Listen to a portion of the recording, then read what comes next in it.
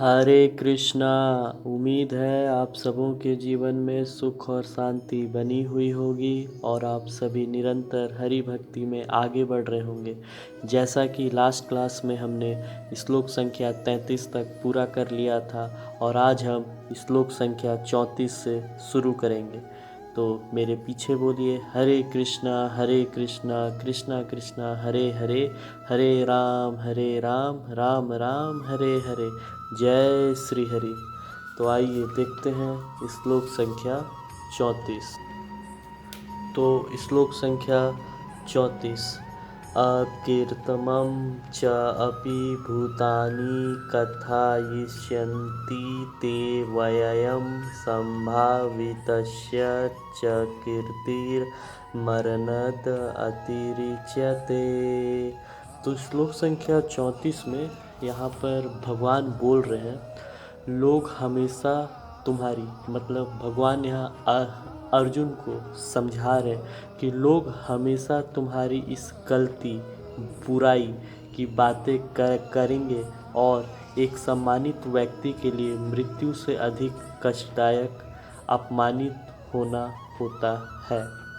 भगवान यहाँ अर्जुन को इसलिए ऐसा बोल रहे हैं क्योंकि अर्जुन युद्ध से मना कर रहा है और चूंकि वह भगवान के आदेश को नहीं मान रहा है, धर्म के स्थापना के लिए नहीं युद्ध कर रहा है, पीछे हट रहा है, तो यह उसका बहुत बड़ा गलती है, बुराई है कि वो भगवान के आज्ञा को नहीं मान रहा है कहीं ना कहीं। तो भगवान यही उसे आगाह कर रहे हैं कि आने वाले टाइम में ये अगर आज तुम युद्ध से मना कर देते हो तो आने वाले टाइम में लोग तुम्हारी इस गलती और बुराई की बातें करेंगे और तुम्हें बहुत अपमानित होना पड़ेगा। और एक योद्धा के लिए और एक सम्मानित व्यक्ति के लिए मृत्यु से ज़्यादा कई ज़्यादा कष्टदायक होता है अपमानित होकर रहना। तो भगवान यहाँ पर एक मित्र और एक supreme philosopher, supreme counsellor, supreme personality के तौर पर अर्जुन को फाइनल जजमेंट दे रहे हैं कि उसे क्या करना चाहिए और क्या नहीं करना चाहिए। और अगर वो यहाँ पर बोल रहे हैं कि अर्जुन, अगर किसी भी कारण से तुम युद्ध क्षेत्र छोड़ रहे हो, चाहे तुम्हारे भाइयों के प्रति जो प्रेम उमड़ रहा है, गुरुओं के प्रति, दादा के प्रति, पितामह के प्रति, लेकिन लोग यह नहीं देखेंगे, लोग तुम्हारे कर्म देखेंगे कि तुमने युद्ध क्षेत्र छोड़ा मतलब तुम कायर हो, तो लोग तुम्हें आने वाले समय में कायर भी बोलेंगे और भाग जाने से जो बदनामी होगी, इससे अच्छा तुम युद्ध लड़कर शहादत को प्राप्त कर लो और इससे तुम मेरे मित्रता का भी सम्मान रखोगे और तुम्हारा सम्मान भी बना रहेगा।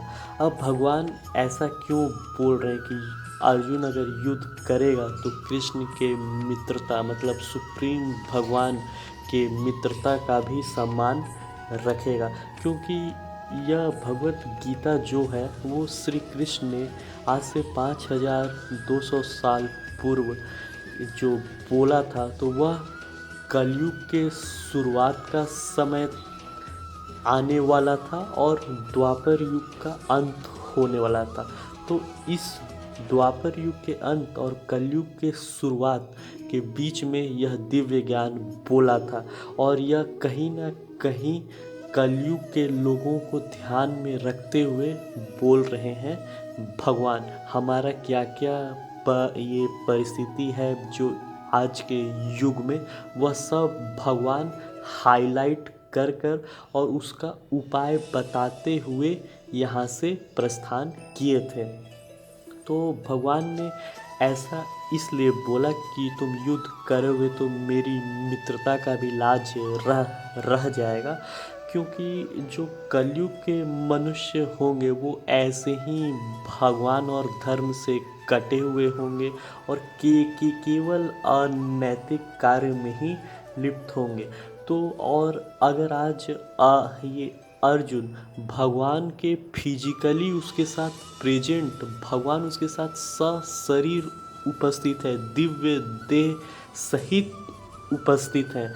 जब भगवान उसके साथ होकर भी उसको विजय नहीं दिला पाए, उसे धर्म का ज्ञान नहीं दे पाए, उसे युद्ध के लिए तैयार नहीं कर पाए, और अर्जुन इतना महान भक्त होते हुए भी अगर भगवान पर विश्वास रखकर युद्ध नहीं किया तो इसका बहुत गलत मैसेज कलयुग के लोगों को जाएगा, यानी आज के लोगों को जाता, और लोग और भगवान और भक्त का जो यह एक असंतुलन बन जाता तो लोग इसे गलत तौर पर लेते कि भगवान खुद होते हुए भी भक्त का रक्षण नहीं कर पाए, उसे मना नहीं पाए, और भक्त भी भगवान पर विश्वास नहीं कर पाया कठिन से कठिन परिस्थिति में भी।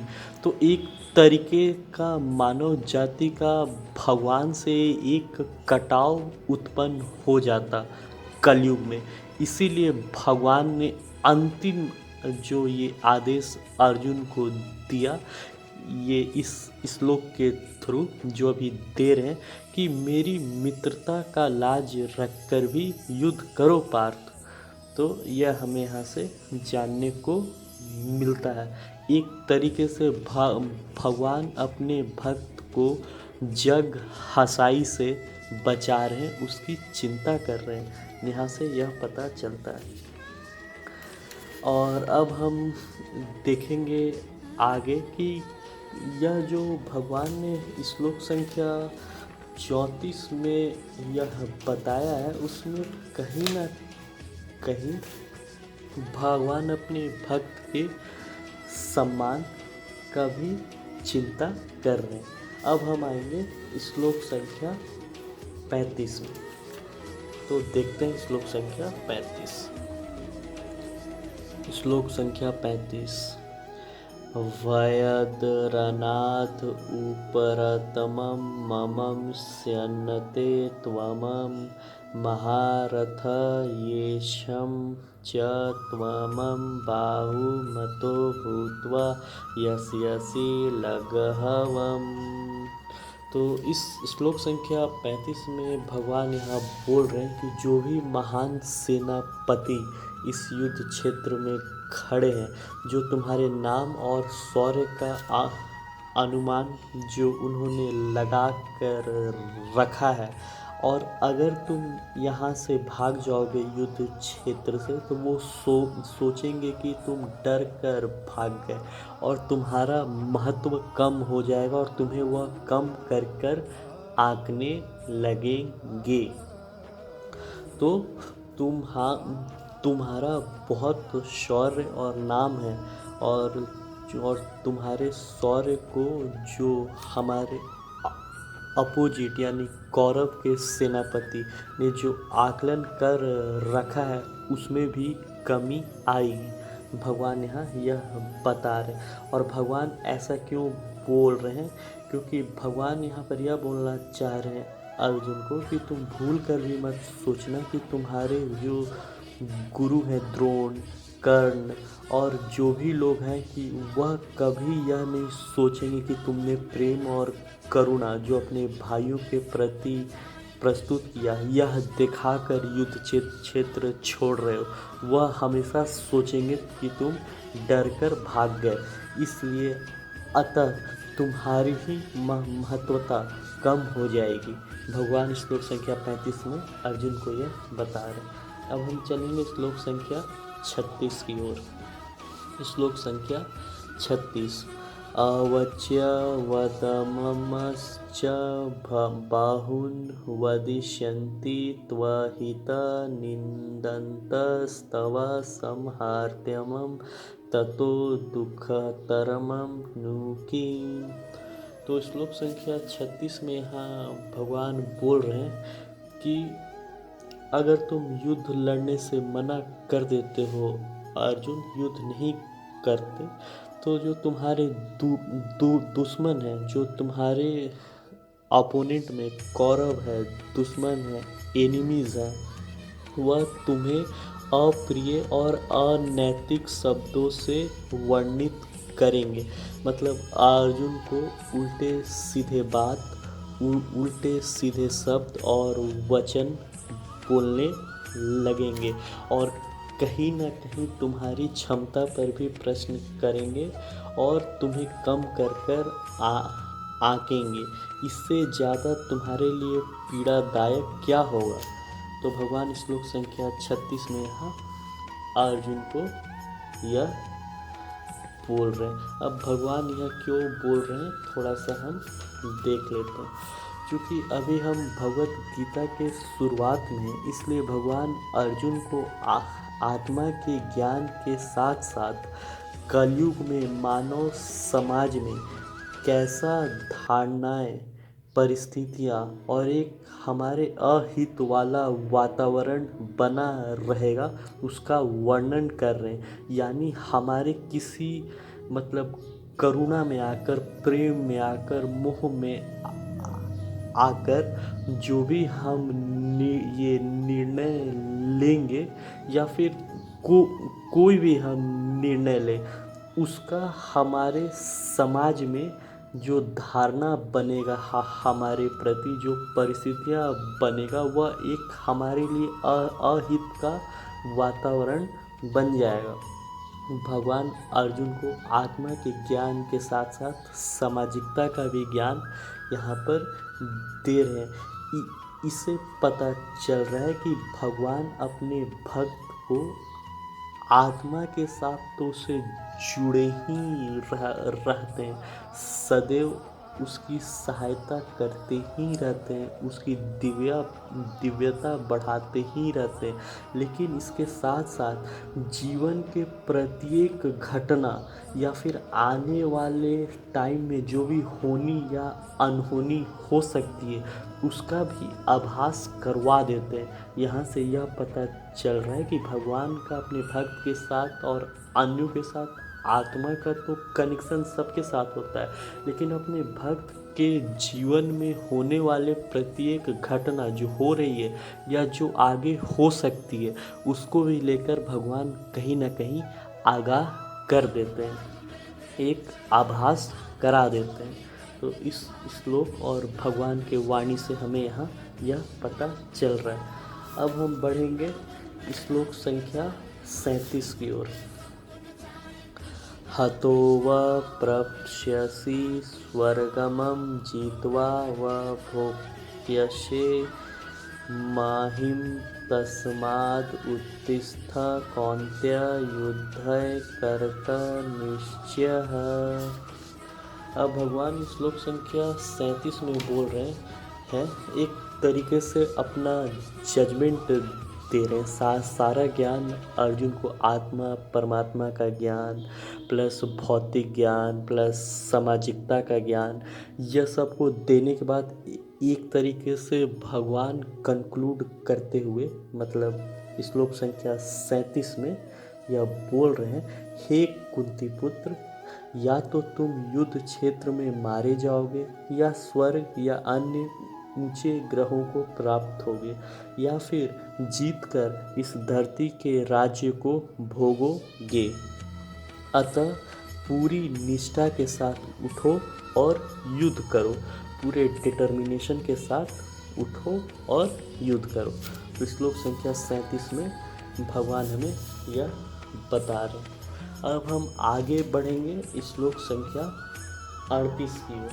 तो श्लोक संख्या 38 में देख लेते हैं भगवान यहाँ क्या बोल रहे हैं। श्लोक संख्या 38, सुख दुखे समे कृत्वा लाभा लाभौ जया जयो ततो युध्यस्व नैवमं पापम अवपश्यसि। तो श्लोक संख्या 38 में भगवान बोल रहे हैं कि अर्जुन लड़ो, केवल लड़ने के लिए लड़ो, बिना सुख दुख देखे, बिना लाभ हानि देखे, बिना हार या जीत देखे, केवल लड़ने के लिए लड़ो और ऐसे करने से तुम्हें पाप नहीं लगेगा। तो तो भगवान ऐसा अर्जुन को क्यों बोल रहे हैं कि बिना सुख या दुख देखे, बिना लाभ या हानि देखे, बिना हार या जीत देखे केवल लड़ने के लिए लड़ो और इससे तुमको पाप नहीं लगेगा। अब भगवान ऐसा क्यों बोल रहे हैं, थोड़ा देख लेते हैं।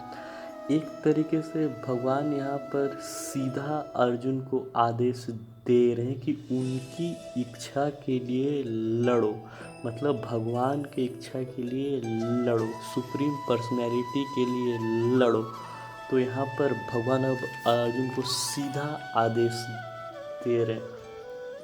और दूसरी बात यहाँ पर यह है कि जब भी कोई भी हम में से जो कृष्ण भावनामृत होता है, कृष्णा कॉन्शियस होता है, जो भक्त होता है, वह सुख हो या दुख हो, लाभ हो या हानि हो, हार हो या जीत हो, उसके जीवन में ऐसा कुछ नहीं होता है। मतलब वो ऐसा कुछ नहीं देखता है कि कहाँ मुझे सुख प्राप्त हो रहा है, कहाँ दुख। वह मान लेता है कि जो भी सुख और दुख आ रहा है वह मेरे कर्म का ही फल है, और इसके बावजूद भी मेरे भगवान सुप्रीम पर्सनैलिटी मेरे साथ है और इस भंवर से पार कर ही देंगे, इस भव सागर से पार कर ही देंगे। वह लाभ या हानि दोनों परिस्थिति में भगवान को याद करता है और एक भाव से रहता है। हार और जीत को भी प्रभु की इच्छा